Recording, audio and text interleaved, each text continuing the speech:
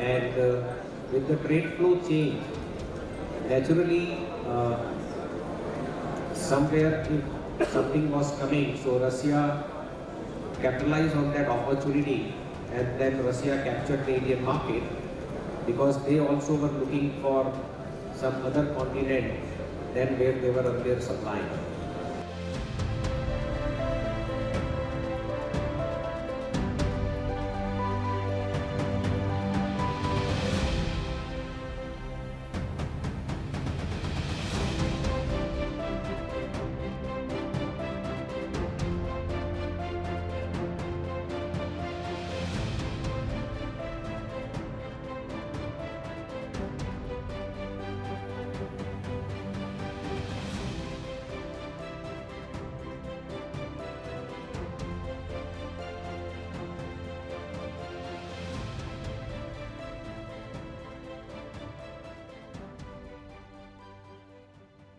It's not only coking coal, in fact, I would say definitely India is the largest country as an importer of a coking coal. But at the same time, I would say even for the DRI coal, India is the largest importer of DRI coal, which is the South African coal. Maybe about 30% plus of South African coal is coming to India. So DRI coal also can be looked upon being the largest buyer of DRI coal India CFR index. Why to only have a FOB index for DRI coal? And in terms of a diversification, it is not to stop only with what we have achieved today. Indian coking coal requirement, as Madam suggested, that it is going up to 117 million ton. Ministry has also expedited the domestic coking coal. The mines have come up in the auctions. We at JSW have picked up few. Also the linkage auction for coking coal also is up and going. Wherein India is, as of now, domestic coking coal is about 5 million, 6 million ton, maybe up to 7 million ton.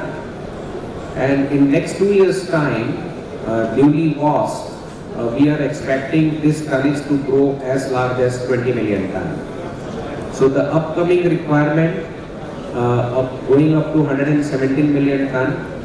Beyond this, we are seeing Mongolia also as a big opportunity, wherein ministry is also helping in terms of how logistically making it possible to get into India.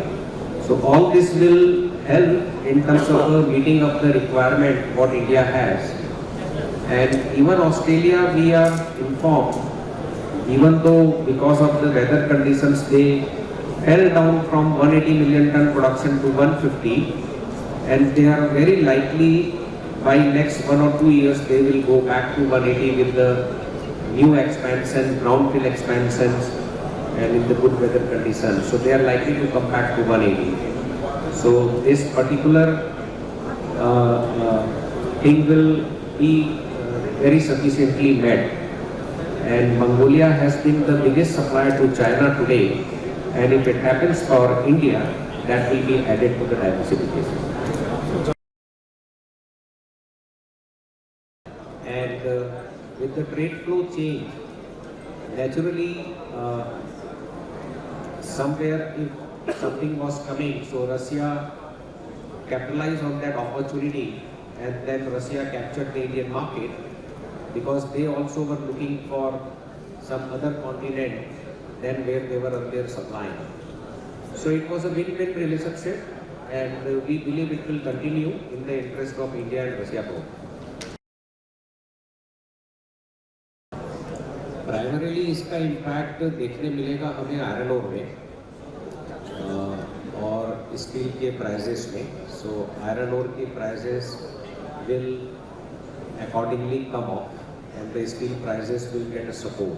So because China does not have a buying much on import of coking coal, they are supplied maximum import quantity by Mongolia. So they hardly import any quantity from Australia, maybe 2-3 million ton, which is much lower than what India has been buying. So these two steel price support and iron ore will have an impact with the Chinese capacity going down. But in a larger, as a person, I would say if Chinese economy slow down, it will globally have a definitely slow down impact because they were the bigger mover and shaker of the global economy. So barring those, price-wise, this is what we believe will happen.